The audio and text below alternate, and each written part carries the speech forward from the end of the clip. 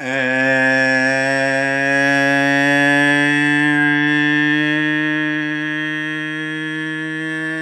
welcome back to Coaching with the Bible. It was an extra special welcome back to all you out there.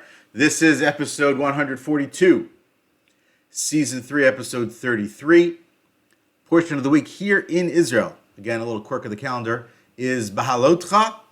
And in the rest of the world, it is the portion known as Naso, which was read here in Israel last weekend.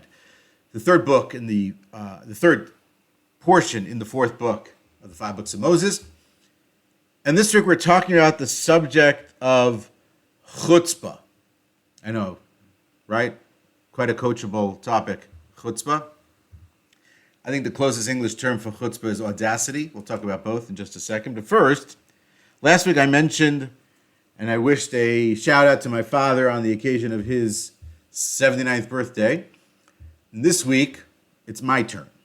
So tomorrow, the 3rd day of June, is my birthday.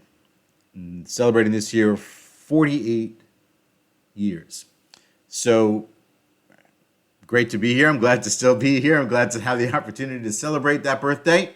I'm glad to have the opportunity to share it with you. And for just a moment here, just to share sort of a moment of gratitude as to where I am in my life, what blessings I have in my life, and to appreciate them on this occasion. It's never a given.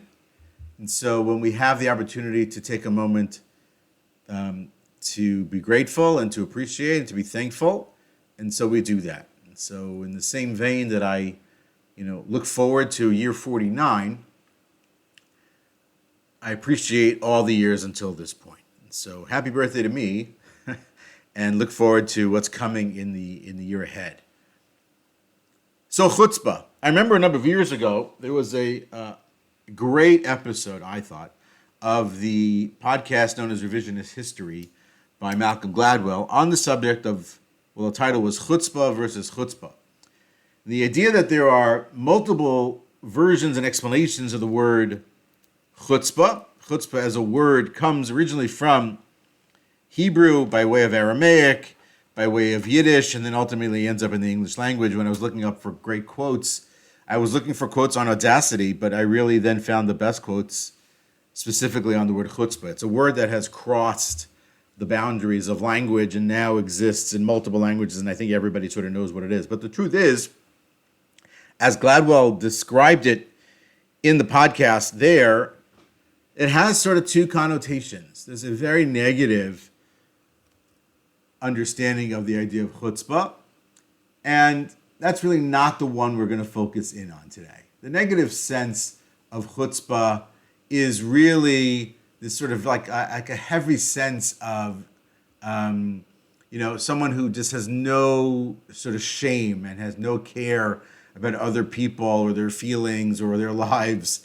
It's the person who cuts you off on the highway. It's the person who says something highly inappropriately to you when they probably shouldn't speak in such a manner. That is the ultimate act of chutzpah. The great example that's always brought down is the person who murders his parents and then begs the judge for mercy because he's an orphan. That is chutzpah. That's the negative side of it. That's not where we're going to focus today. We're going to focus on the positive side of chutzpah as described in the book by author Neely Peretz, researcher Neely Peretz on positive chutzpah.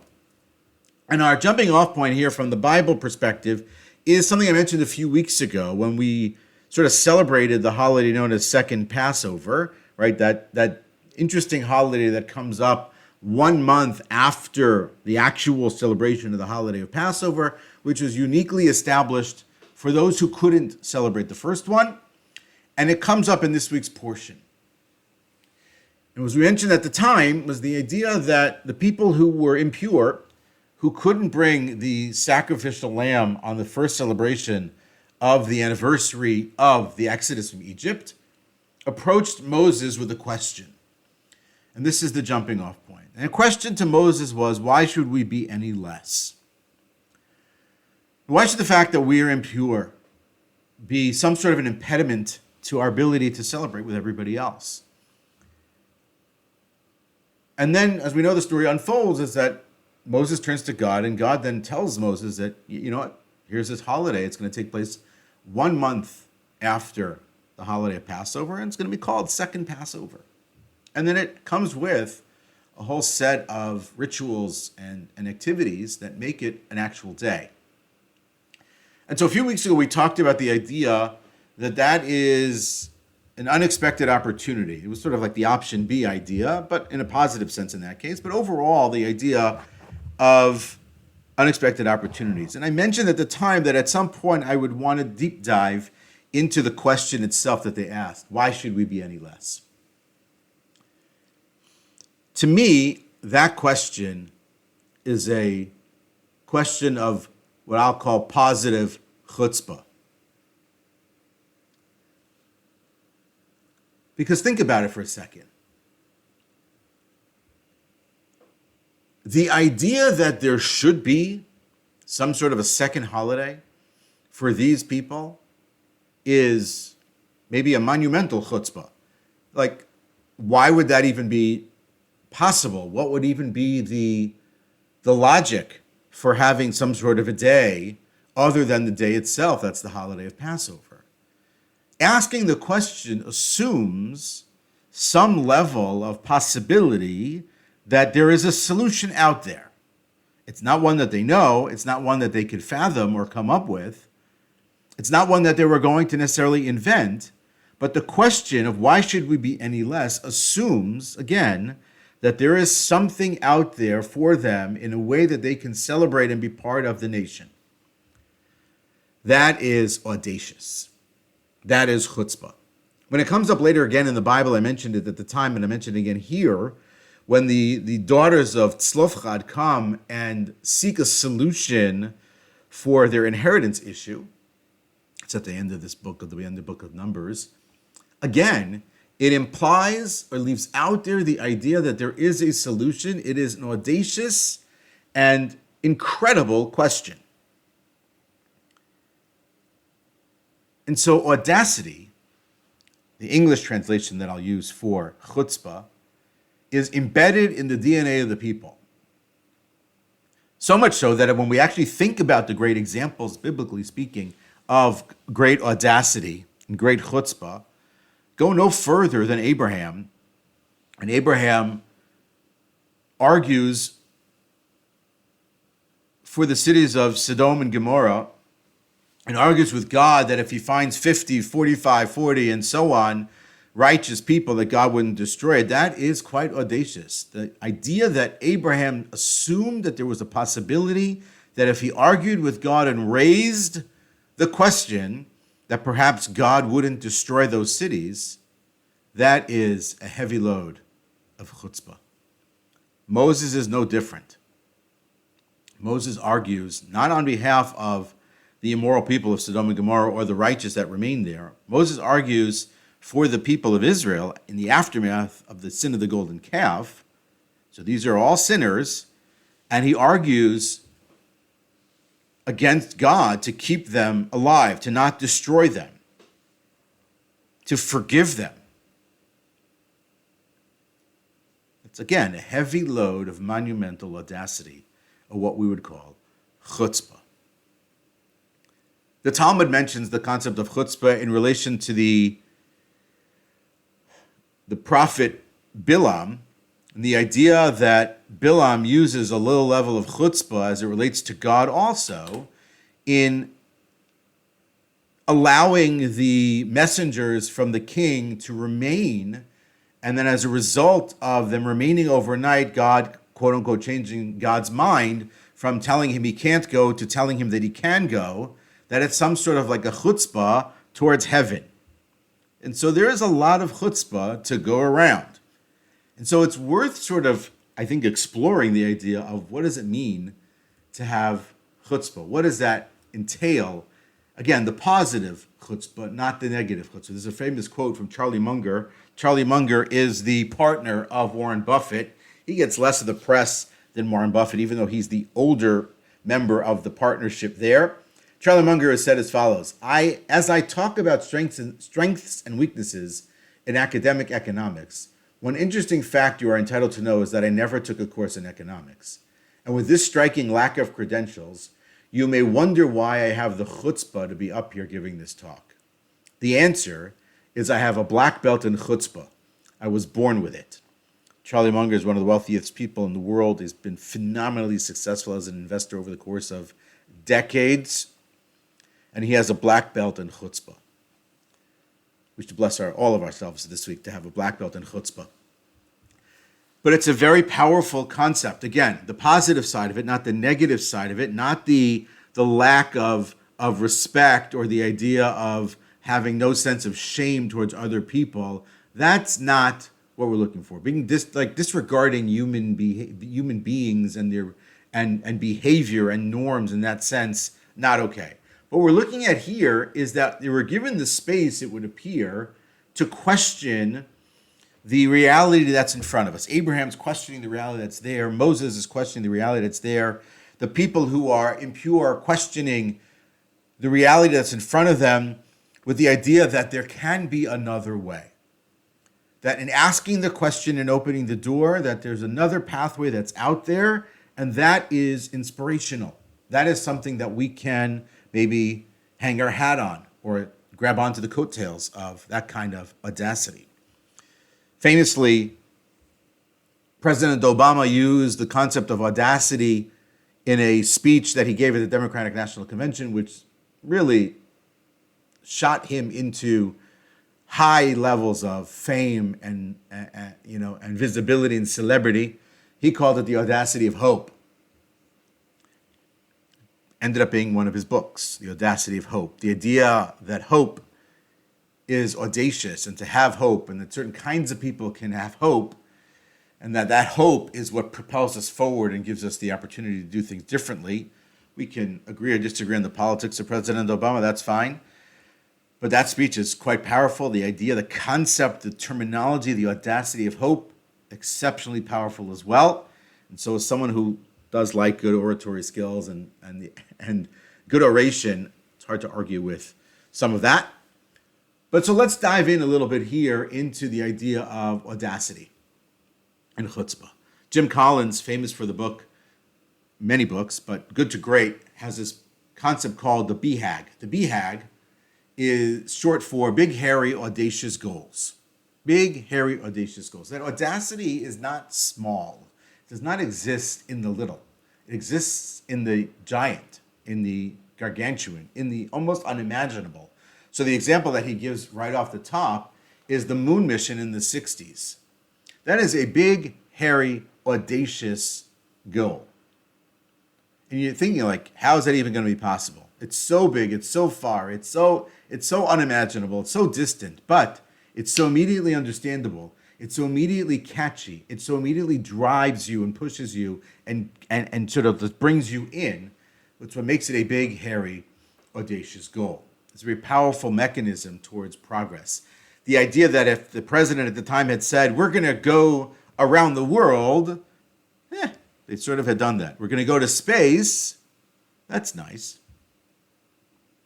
We're going to go to the moon, is a whole other level. And so when we think about these big, hairy, audacious ideas and goals, we're thinking about things that are bold, things that are beyond, things that question the status quo, things that require a different way of thinking, of approaching, of acting. And that's where we focus ourselves on. Jonathan Howard, in a TEDx talk that I watched while preparing for this presentation, defined chutzpah, or audacity, as refusing to be limited by imaginary boundaries. And the boundaries that we set are boundaries that we set for ourselves, and more often than not, we make them up.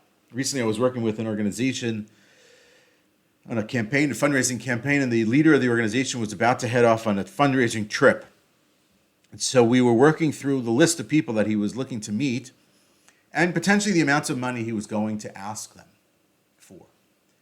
And so I asked a basic question, like, what are those numbers? Like, what's that based on? Why is this person, a 5-figure gift, and this one's a 4-figure gift, and this one is, twice what he gave last time. This one is, this one's not on the list. And he said, he said to me, it's what I thought. I said, it's what you thought based on? He goes, it's just based on my own thoughts.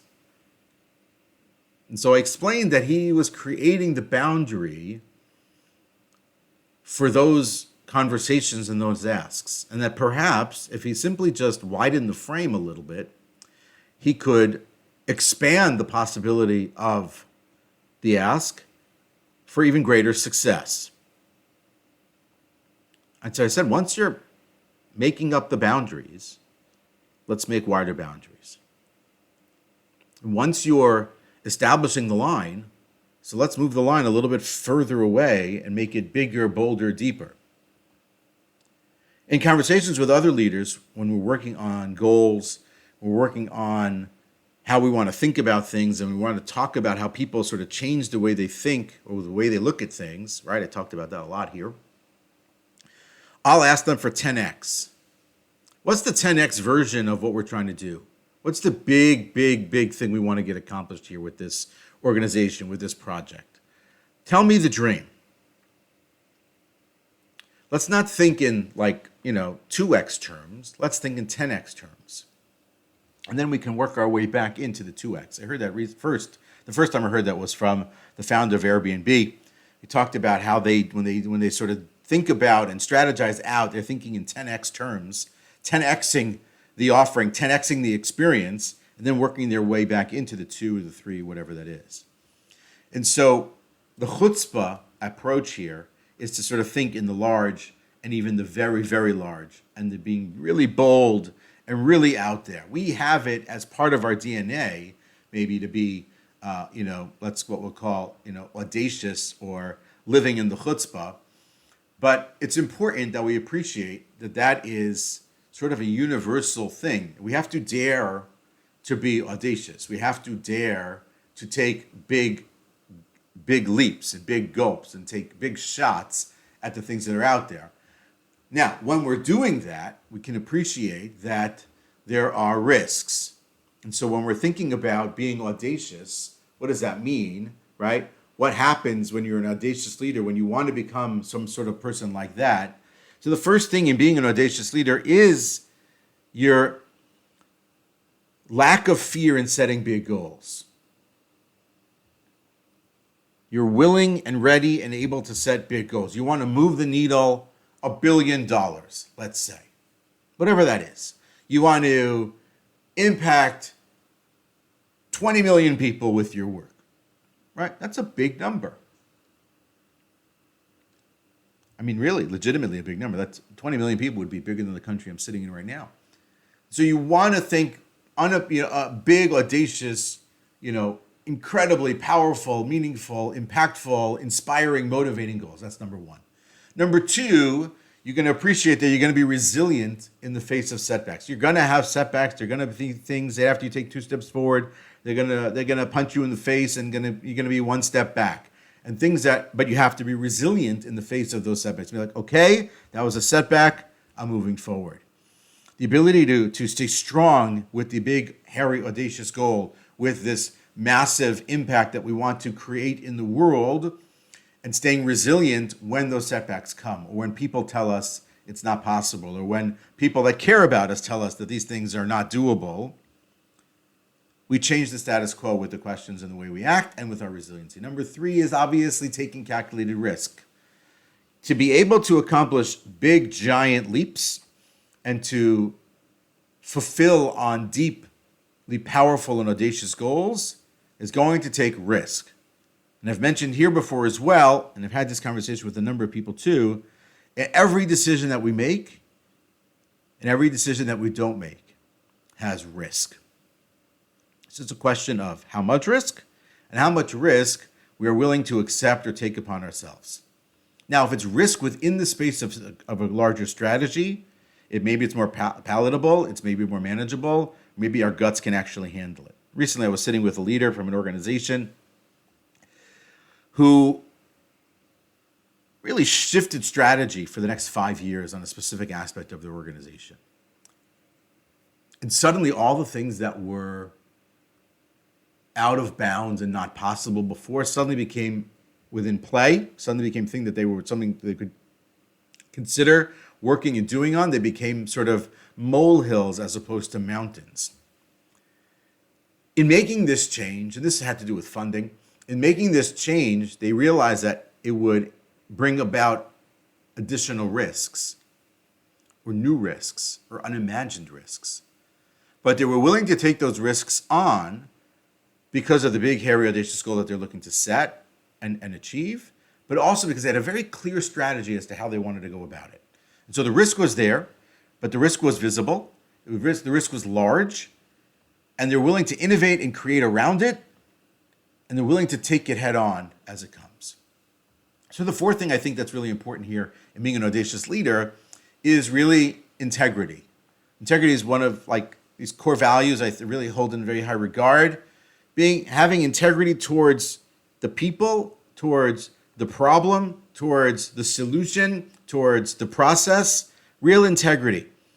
Staying true to who we are, staying true to what we want to accomplish, not compromising really in any way in that. And when we showcase that sense of integrity and authenticity, then we're being audacious as a leader. We're really putting ourselves out there, really stepping into completely different space.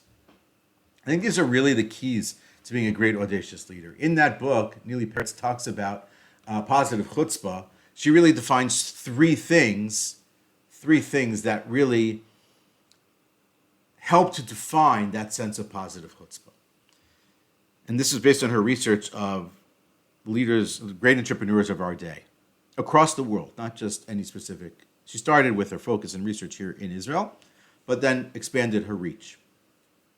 Number one is people who are willing to challenge the status quo. That's obvious. So all the things we just mentioned are what makes a person an audacious leader, but sort of how do we get there, right? How do we get there is first we got to challenge the status quo. So that's very much like the people we mentioned in the Bible, Abraham, Moses, the people in our story, David in the moments leading up to his fight with Goliath, right? Really challenging the status quo, like not doing it the normal way, not operating in the standard method or procedure.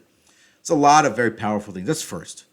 Can we do it differently? What if we could do it differently? What if we could change it? What if we could have the disabled walk? What if we could go to the moon? What if we could go to Mars? What if we could see the far ends of the reach of the universe? Take your pick. Two then is reinventing the game. Is sort of once I have challenged the status quo and have asked the big, powerful questions, now I'm going to reinvent the game. How am I going to do this? What am I going to do? What are the steps I'm going to take to get there? Who do I need to be part of my team to really challenge the status quo to go that far? What kind of emotional makeup, guts do I need to have to be able to go do that? Number three then is sort of doing whatever it takes. Once I'm sort of in that space that I'm challenging the status quo, that I am reinventing the game, so I can't stop at that point. It's wonderful to have big, hairy, audacious goals and to think with great audacity and great chutzpah in that way, instead of that positive chutzpah. It's another thing to accomplish. It's another thing to take it all the way to its logical end, but to its reality, to its real end, and fulfilling on that chutzpah that's there. And so in the case of the people in the Bible, it's asking the question, but it is also sort of prodding Moses to go back to God to get something in return, which ultimately is this holiday that's described in the Bible. The case of David, right, as an example, in that moment, David goes to the battle with Goliath. He does not wear the armor of the king Saul. He does not take typical weaponry. He takes a sling. So that's all well and good, but if David gets killed in that battle, he doesn't win, so then that's not worth very much. He could have all the chutzpah in the world, but it doesn't actually work. So it's important that it actually works out. In that case, it does. And so the person here is pushing all the way through. And so to really make it positive chutzpah, because those things really don't uniquely make it positive chutzpah, what Dr. Peretz described is that there's an intention behind the invention. That's her term, intention behind the invention, which is positive, which is towards improvement of the world, which is rooted in the spirit and the soul of humanity, is what makes it sort of a positive chutzpah. And so there then what you have is this blend of what does it mean to be an audacious leader? What are those 4 or 5 things I need to be an audacious leader? And two, what does it mean for me to sort of be a person who moves into that space? It's taught. It's not something you're born with. It's something that you can learn. It's something that you can lean into. It's something that you can become as a person of positive chutzpah, a person of audacity, a person of willingness to take on big hairy goals and really accomplish at a very high level. The same way that you have it as the examples that are brought in the Bible, it is also the case with respect to what we're talking about here. To finish off, as always, we do here in Coaching with the Bible with a quote. This is a quote from Alda, famous actor. Nothing important was ever accomplished without chutzpah. Columbus had chutzpah. The signers of the Declaration of Independence had chutzpah. Don't ever aim doubt at yourself. Laugh at yourself, but don't doubt yourself. That is Coaching with the Bible for this week. Happy birthday to me, all those of you who are celebrating anything this week. I wish you all the best, happiest of everything. May this week bring you a lot of blessing, a lot of joy, a lot of happiness into your life, into your world that surrounds you. And I look forward to seeing you next week at Coaching with the Bible. Have a good one.